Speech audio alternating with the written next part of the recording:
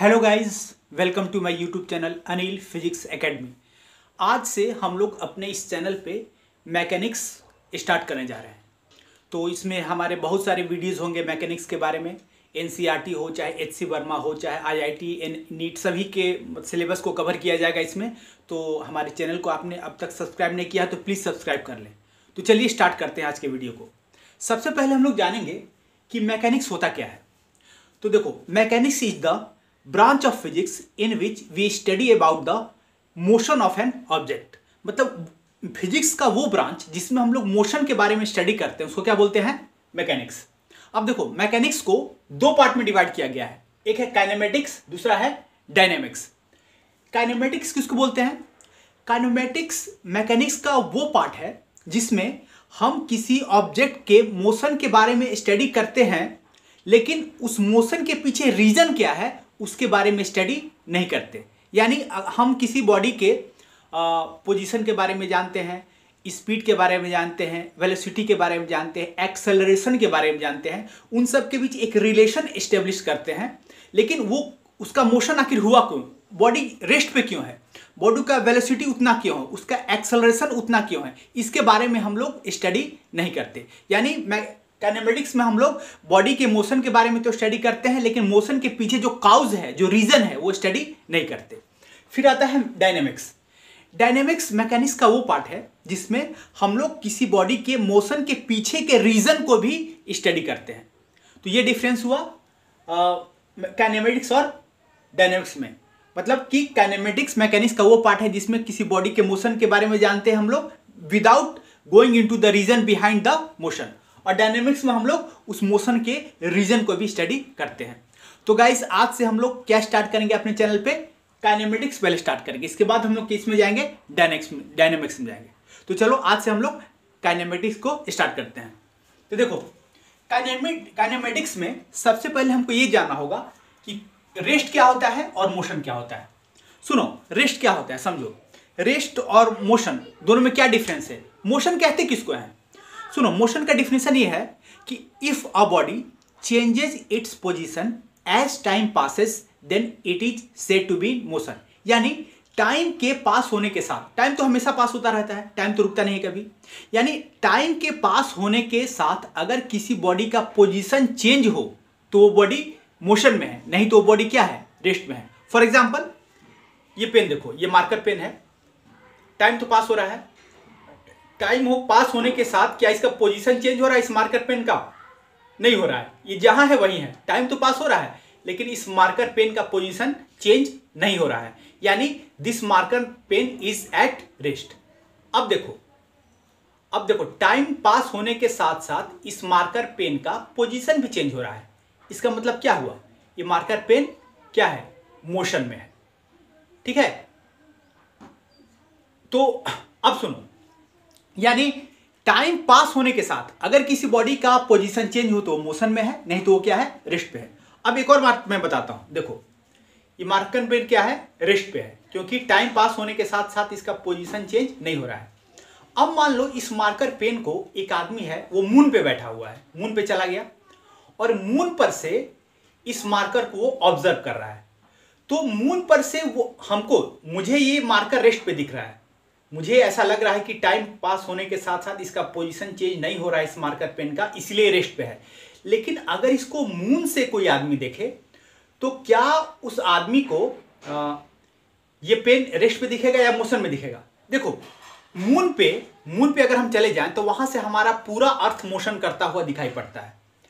तो मून पर से तो कोई आदमी देखेगा तो उसको पूरा अर्थ मोशन करता हुआ दिखाई देगा। तो ये पेन भी क्योंकि अर्थ पे है तो ये मार्कर पेन भी मोशन करता हुआ दिखाई देगा। यानी मून पर से आदमी इस मार्कर पेन को देखे तो ये मार्कर पेन उसको कैसा दिखेगा? मोशन में। मुझे ये मार्कर पेन रेस्ट पे दिख रहा है, लेकिन मून पे खड़े किसी आदमी को ये मार्कर पेन क्या दिखेगा? मोशन में दिखेगा। तो अब सवाल है कि एक्चुअली में ये मार्कर पेन रेस्ट पे है कि मोशन में है? क्योंकि मेरे लिए तो रेस्ट पे है, लेकिन एक दूसरे आदमी को जो मून पे बैठा हुआ है उसको ये मार्कर पेन मोशन में नजर आ रहा है। तो देखो, होता ऐसा है कि nothing is in absolute rest और एब्सोल्यूट मोशन। दुनिया में कोई भी चीज एब्सोल्यूट रेस्ट और एब्सोल्यूट मोशन में नहीं होता है। Motion is a combined property of object under study and the viewer. यानी कोई बॉडी रेस्ट पे है कि मोशन में है, वे किस पे डिपेंड करता है? व्यूअर पे। मतलब उसको कहां से देखा जा रहा है। जिस बॉडी के बारे में हम जानना चाहते हैं कि ये बॉडी रेस्ट पे है कि मोशन में है, उस बॉडी को हम कहां से देख रहे हैं, कहां से ऑब्जर्व कर रहे हैं, ये बात मैटर करता है। तो कोई भी बॉडी दुनिया में ना एब्सोल्यूट रेस्ट पे है ना एब्सोल्यूट मोशन में है। कोई बॉडी रेस्ट पे है कि मोशन में है, ये किस पे डिपेंड करता है? व्यूअर पे, ऑब्जर्वर पे, जो उस बॉडी को ऑब्जर्व कर रहा है। ठीक है, तो एक आदमी के लिए एक चीज रेस्ट पे हो सकता है, जैसे मेरे लिए ये मार्कर पेन रेस्ट पे है, और दूसरे के लिए मोशन में हो सकता है। जैसे मून पे जो आदमी बैठा हो उसके लिए यही मार्कर पेन क्या है? मोशन में है। एक और एग्जाम्पल के द्वारा मैं आप लोगों को ये समझाने की कोशिश करता हूं। देखो, मान लो एक कार है, कार में एक देखो एक ड्राइवर बैठा हुआ है जो गाड़ी चला रहा है, कार ऐसे जा रही है, पीछे सीट पर एक आदमी बैठा हुआ है, एक आदमी यहाँ रोड पे खड़ा है। मैं इस आदमी से पूछता हूं, इस आदमी से, मान लो है ये ए है, ये बी है और ये सी। मैं ए से पूछता हूं कि ये बताओ जो सी है, जो ड्राइवर है, क्या वो रेस्ट पे है कि मोशन में है? तो देखो, ये जो ए है उसको क्या लगेगा, इसके अकॉर्डिंग इसका जो पोजीशन वो चेंज होगा, क्योंकि कार ऐसे मूव कर रही है।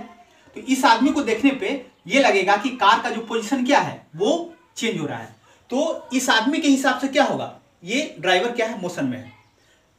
अगर मैं यही सवाल पूछता हूं बी से कि ये बताओ ये ड्राइवर जो है वो रेस्ट पे है कि मोशन में है? अब देखो, बी के अकॉर्डिंग जो ड्राइवर का जो पोजीशन है वो बिल्कुल फिक्स्ड है, वो चेंज नहीं हो रहा है उसका पोजीशन अकॉर्डिंग टू बी। तो बी क्या आंसर देगा कि नहीं, जो ड्राइवर क्या है वो रेस्ट में है। यानी ए के लिए यही ड्राइवर मोशन में है और बी के लिए यही ड्राइवर क्या है? रेस्ट पे है। यानी एक सेम चीज, सेम ऑब्जेक्ट, एक के लिए मोशन में है और दूसरे के लिए क्या है? रेस्ट पे है। अब मान लो सपोज दैट हम बी से पूछें कि ये बताओ ये ए रेस्ट पे है कि मोशन में है, तो बी को क्या लगेगा? बी के अकॉर्डिंग ए का पोजीशन क्या होगा? चेंज होगा, क्योंकि गाड़ी आगे जा रही है। तो ए का position in according to B will change. So B क्या बोलेगा कि ए क्या है? मोशन में है। जब मान लो कि सपोज दैट यहाँ पे रोड के किनारे एक पेड़ है, हम इससे पूछें कि हाँ ये रेस्ट में है पेड़ की मोशन में है, तो देखो इसके अकॉर्डिंग इसका पोजीशन चेंज होगा, कभी ये पेड़ के नजदीक होगा, कभी दूर होगा। तो बी क्या आंसर देगा कि ये पेड़ क्या है? मोशन में है। उसी तरह से ए से पूछे कि बताओ ये पेड़ क्या है? रेस्ट में है कि मोशन में है? तो ए क्या बोलेगा कि हाँ, क्योंकि ए के अकॉर्डिंग इस जो पेड़ है इसका पोजीशन चेंज नहीं हो रहा है, तो ए के अकॉर्डिंग ये पेड़ क्या है? रेस्ट पे है। ठीक है, तो देखो अब बी को जो भी चीज है, रोड भी है, रोड भी बी को क्या दिखेगा? मोशन में दिखेगा। या जो भी किनारे चीज खड़ा है, मतलब रोड पे जो भी चीज है, घर है, मान लो कुछ भी है, वो सब क्या होगा? बी को मोशन में दिखेगा और ए को रेस्ट में दिखेगा। तो इससे क्या साबित होता है कि एक ही चीज, कोई चीज ना एब्सोल्यूट रेस्ट में होता है ना एब्सोल्यूट मोशन में होता है। अब मान लो सपोज दैट यहाँ एक और कार है, सपोज दैट एक और कार यहाँ पे है जो मूव कर रहा है। जैसे मान लो इस कार का स्पीड है 100 किलोमीटर पर आवर, ये 100 किलोमीटर पर आवर। देखो दोनों बिल्कुल स्ट्रेट लाइन में चल रहा है। अब हम ए से पूछे तो क्या बोलेगा? ए क्या बोलेगा कि दोनों का पोजीशन चेंज हो रहा है, यानी दोनों मोशन में है, ये दोनों कार। लेकिन अगर हम इस कार में बी से पूछे ये बताओ कि ये जो कार है रेस्ट पे है कि मोशन में है? अब देखो दोनों सेम स्पीड से आगे बढ़ रहा है, तो दोनों के बीच का डिस्टेंस क्या है? वो भी क्या है? बिल्कुल सेम है, चेंज नहीं हो रहा है। तो बी को क्या लगेगा कि मेरे हिसाब से इस कार का पोजीशन चेंज नहीं हो रहा है। तो बी को ये कार कैसा दिखेगा? रेस्ट पे दिखेगा। भले ये 10 किलोमीटर पर आवर से रोड पे चल रहा है और ए को मोशन में लग रहा है कि हाँ दोनों कार बहुत तेजी से जा रहा है, लेकिन बी को क्या लगेगा? ये बस क्या है? रेस्ट पे है। ठीक है, तो इससे क्या साबित होता है? ये सब एग्जाम्पल से ये साबित होता है कि जो मोशन है, किसी बॉडी का जो मोशन है ये एब्सोल्यूट नहीं होता है। एक ही आदमी के लिए किसी बॉडी का मोशन में, कोई बॉडी मोशन में हो सकता है, दूसरे के लिए क्या हो सकता है? रेस्ट पे हो सकता है। ठीक है, अब देखो ये हो गया रेस्ट और मोशन। अब हम लोग पढ़ेंगे फ्रेम ऑफ रेफरेंस के बारे में कि फ्रेम ऑफ रेफरेंस क्या होता है। देखो अभी मैंने क्या बताया कि nothing is in absolute rest और एब्सोल्यूट मोशन। मोशन किस पे डिपेंड करता है? व्यूअर पे, जिसके मतलब एक व्यूअर के अकॉर्डिंग कोई बॉडी रेस्ट पे हो सकता है, दूसरे के अकॉर्डिंग वो क्या हो सकता है? मोशन पे होता है। तो फ्रेम ऑफ रेफरेंस क्या है कि जहां से किसी बॉडी के मोशन को ऑब्जर्व किया जाता है, चाहे जो भी किसी बॉडी को ऑब्जर्व करता है, वही होता है फ्रेम ऑफ रेफरेंस। ठीक है। यानी किसी बॉडी के डिसाइड करने के लिए कि वो रेस्ट पे है या मोशन में है, हमें एक फ्रेम ऑफ रेफरेंस की जरूरत पड़ती है, ठीक है। तो फ्रेम ऑफ रेफरेंस क्या होता है? ऐसे तो फ्रेम ऑफ रेफरेंस हम बहुत तरह का हो सकते हैं, लेकिन जो बहुत आसान, कन्वीनियंट और बहुत जो फेमस फ्रेम ऑफ रेफरेंस है वो कैसा होता है?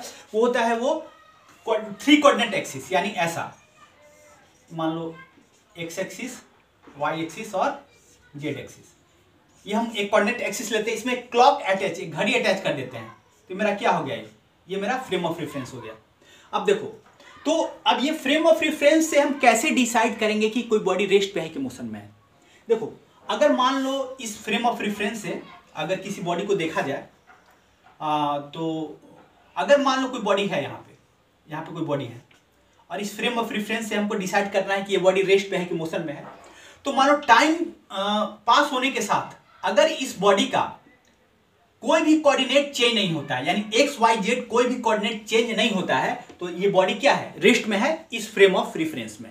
लेकिन अगर टाइम बीतने के साथ अगर इस घड़ी का एक भी कोऑर्डिनेट चेंज होता है, तो हम क्या बोलेंगे कि बॉडी रेस्ट पे नहीं है, ये बॉडी क्या है? मोशन में है। फॉर एग्जाम्पल, हम इस फ्रेम ऑफ रेफरेंस को इसके साथ अटैच कर दें, इसके साथ एक्स वाई जेड। अब देखो, अब टाइम बीतने के साथ क्या होगा? ये अगर कार का देखा जाए, बी चाहे सी का, दोनों का कोऑर्डिनेट चेंज होगा अकॉर्डिंग टू दिस फ्रेम। ये फ्रेम कहाँ अटैच है? यहाँ पे ए के साथ अटैच है फ्रेम, तो ये दोनों का कोऑर्डिनेट चेंज होगा, तो दोनों क्या दिखेगा? मोशन में होगा। ये भी मोशन में दिखेगा। लेकिन ये जो पेड़ है ये मोशन में दिखेगा? नहीं। ये ए साथ जो फ्रेम ऑफ रेफरेंस अटैच है उसमें जो इस पेड़ का कोई कोऑर्डिनेट चेंज नहीं होगा, तो ये क्या होगा? रेस्ट पे होगा। अब मान लो इस फ्रेम ऑफ रेफरेंस को यहां अटैच कर दें बी के साथ, तो देखो, अब इस जो फ्रेम ऑफ रेफरेंस बी के साथ अटैच है उसके अकॉर्डिंग जो ए का कोऑर्डिनेट क्या होगा? चेंज होगा। तो यानी according to the frame of reference attach to B, the A is not attached. उसी तरह से ये जो पेन है इसका भी कोऑर्डिनेट इस फ्रेम ऑफ रेफरेंस में जो बी से अटैच है वो चेंज होगा, तो ये भी क्या है? रेस्ट में तुम्हारा ये भी रेस्ट में नहीं है, ठीक है। तो ये हुआ है तुम्हारा फ्रेम ऑफ रेफरेंस। तो यानी फ्रेम ऑफ रेफरेंस से क्या होता है? हम लोग पता करते हैं कि कोई बॉडी रेस्ट पे है या मोशन में है। तो गाइज आज के लिए बस इतना ही। नेक्स्ट वीडियो में हम लोग और जानेंगे मैकेनिक्स के बारे में, हम लोग स्पीड के बारे में बहुत सारा जानेंगे। तो बस आज के लिए इतना ही। Thank you very much.